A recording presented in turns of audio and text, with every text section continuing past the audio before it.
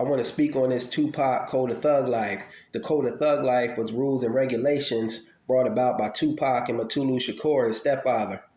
The Code of Thug Life was written to restore order and balance to the hood and protect those less fortunate individuals living in the community, mainly children, old people, and the innocent civilians.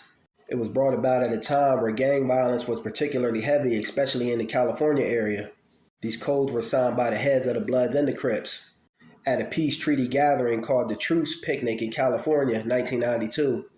Tupac's good friend, Monster Cody Scott, aka Sanika Shakur, was also for this Code of Thug Life, which Tupac, even though he wrote with his stepfather Mutulu Shakur, would end up becoming the face of because he had widespread popularity at the time.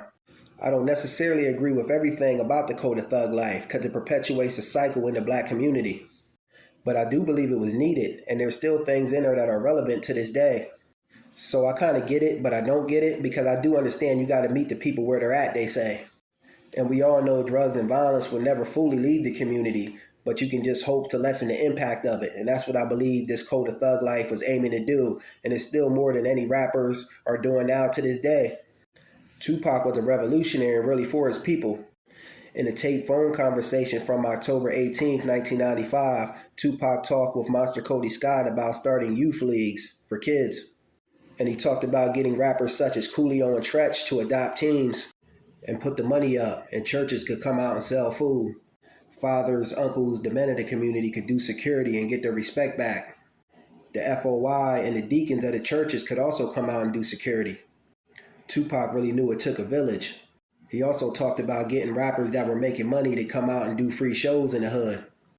He talked about traveling state to state in a van with Ice Cube, Redman, and Tretch and meeting with the heads of some of these gangs in these particular communities and getting them on board with this Thug Life code. So there's 26 codes of Thug Life in all, but for the sake of this video, I'm not going to read them all. I'm just going to read the ones that I think are most relevant. All New Jacks must know he's going to get rich, he's going to go to jail, he's going to die. Slanging the kids is against the code.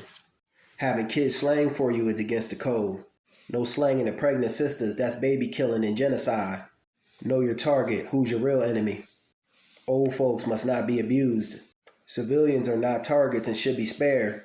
Reckless brutality and rape must stop. Respect your sister and your brothers. Harm to children will not be forgiven. Like I said, there's more codes. I just read the ones I thought were more relevant. But some of these codes can still be applied to some of the conditions that's going on in the black community today. But Tupac was much more than a rapper. He was a revolutionary. R.I.P. and salute to Mutulu Shakur. Peace.